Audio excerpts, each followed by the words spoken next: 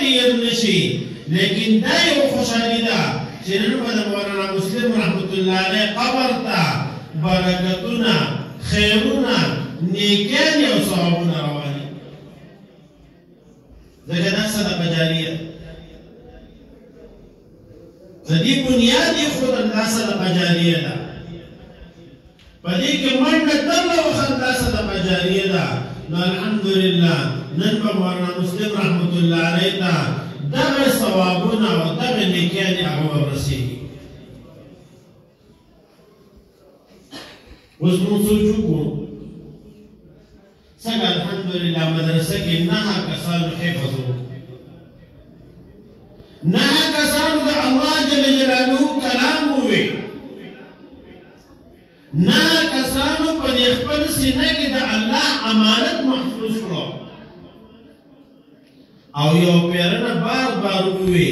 دا ټول ثوابونه به الله جل جلاله مولانا مسلم سے ترسي ان شاء الله دا به د هغه د قبر د نوراني کېدو یو ذریعه لري ان شاء الله تعالی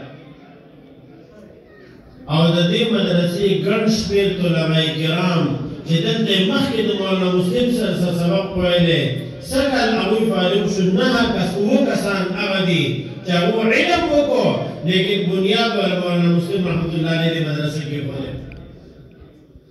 دا به نن ان شاء الله تعالی د هغو د قبر د نوراني کېدو یو ذریعه نو دا نن